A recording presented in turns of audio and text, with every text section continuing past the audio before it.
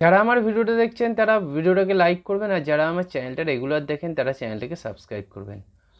মোহামেডান মোহামেডান তাদের দলে কি একখানা রাইট ব্যাক নিতে পারে? মোহামেডান তাদের দলে একটা রাইট ব্যাক নেওয়ার দরকার আছে, কেননা রাইট ব্যাক পজিশানটায় মোহামেডানের সেরকম অভিজ্ঞতাপূর্ণ প্লেয়ার নেই। এবং মোহামেডান কিন্তু যেই ফুটবলটা খেলে সেখানে রাইট ব্যাক এবং লেফট ব্যাক পজিশানটা কিন্তু খুবই গুরুত্বপূর্ণ একটা পজিশান। এই রাইট ব্যাকের কিন্তু খুব বড় রোল থাকে অ্যান্ড্রে চিনিসপের আন্ডারে। সেইখানে কিন্তু একখানা যেমন ভালো ডিফেন্সিভ কোয়ালিটি প্লেয়ারও হতে হবে, তার সাথে কিন্তু ভালো বল বাড়ানোর ক্ষমতা থাকতে হবে, এবং বিশেষ করে কাউন্টার অ্যাটাকের সময় তার অফেন্সিভ পার্টটাও কিন্তু খুব গুরুত্বপূর্ণ হবে। তাই রাইট ব্যাক পজিশানে মোহামেডান কিন্তু একখানা ভালো রাইট ব্যাককে নিতেই ইচ্ছুক হওয়া উচিত, এবং মোহামেডানের উচিত যে একটা রাইট ব্যাক পজিশানে দক্ষ প্রফেশনাল ফুটবলকে অ্যাপয়েন্ট করা, কেননা রাইট ব্যাক পজিশান থেকেই কিন্তু মোহামেডানের অ্যাটাকগুলো তৈরি হবে। এবং লেফট ব্যাকের ক্ষেত্রেও তাই ঠিক। এরকমভাবে যদি দুখানা ব্যাককে যদি মোহামেডান খুব ভালোভাবে ইউজ করতে পারে, তাহলে কিন্তু মোহামেডানের ক্ষেত্রে যে প্রত্যেকটা ম্যাচে যে ভালো পারফরমেন্স করার বিষয়টা সেটা কিন্তু অনেক বেশি সুনিশ্চিত করা যাবে। কেননা মোহামেডানের যে ধরনের পারফরমেন্স হয়, বিশেষ করে উইংস থেকে অ্যাটাকগুলো তৈরি হয়, ওই জন্য কিন্তু মোহামেডান দেখছেন দুখানা উইঙ্গার এনেছে, একটা ব্রাজিলিয়ান উইঙ্গার আর একটা হচ্ছে অ্যালেক্সিস গোমস, যে কিনা রাইট উইংস থেকে খেলবে। এই যে দুটো উইঙ্গার, এই দুটো উইঙ্গারের যেমন মোহামেডানের ফুটবলের ক্ষেত্রে একটা খুব বড় ভূমিকা আছে, অ্যান্ড্রে চিনিসপের গেম প্ল্যানের সঙ্গে উইঙ্গারের একটা ভালো পারফরমেন্সের একটা খুবই গুরুত্বপূর্ণ ব্যাপার আছে। সেই রকমই দুটো উইং ব্যাকেরও কিন্তু খুব গুরুত্বপূর্ণ একটা রোল আছে।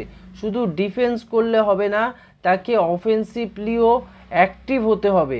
তাই দুটো উইং ব্যাককে কিন্তু মোহামেডানকে ভালো আনতে হবে, বিশেষ করে রাইট ব্যাক জোনটাকে আরও সিকিওর করার জন্য কিন্তু ভালো প্লেয়ারকে আনতে হবে। এছাড়া রালতে, এছাড়া সামাদ আলী মল্লিক, এরা আছে ঠিকই, কিন্তু এদের ছাড়াও যদি একখানা ভালো আইএসএল প্রোফাইলের রাইট ব্যাক পাওয়া যায় তাহলে কিন্তু খুব ভালো হবে, যার বল পাসিং অ্যাবিলিটি ভালো, যার স্পিড ভালো, যার ডিফেন্সিভ ট্রানজেকশানে ভালো, এবং বিশেষ করে কাউন্টার অ্যাটাকের সময় এই রাইট ব্যাক পজিশানটা খুবই ইম্পর্টেন্ট হয়ে যায়। এই রাইট ব্যাক যখনই একদম ফুল ব্যাকে চলে যায় তখন কিন্তু খুব গুরুত্বপূর্ণ রোল প্লে করতে পারে এই রাইট ব্যাক।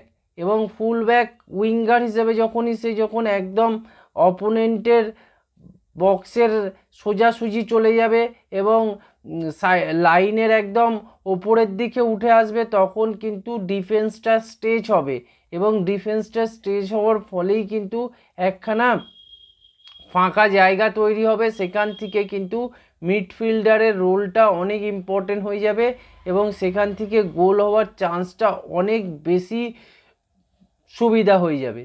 সেই জায়গায় কিন্তু এই রালতে এবং সামাদ আলী মল্লিক কতটা পারফরমেন্স করতে পারবে সেটা কিন্তু নিয়ে একটু সন্দেহ আছে। তাই রাইট ব্যাক পজিশানটা যত তাড়াতাড়ি মোহামেডান একখানা ভালো ইন্ডিয়ান ব্যাককে আনতে পারে ততই মঙ্গল, কেননা রাইট ব্যাকটা খুবই ইম্পর্টেন্ট একটা রোল। যেমন দেখতে পেয়েছেন যে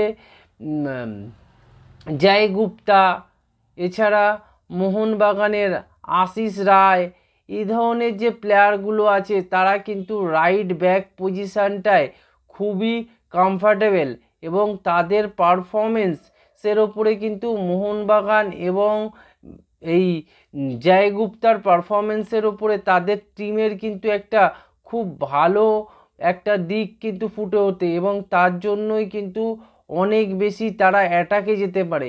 তাই এই রকম একটা রাইট ব্যাক পজিশানটায় কিন্তু একটা প্লেয়ারকে আনতে হবে, যেখানে কিনা তাদের একদম স্টেজটা করতে পারে এবং চ্যানেলগুলো ওপেন করে নিতে পারে।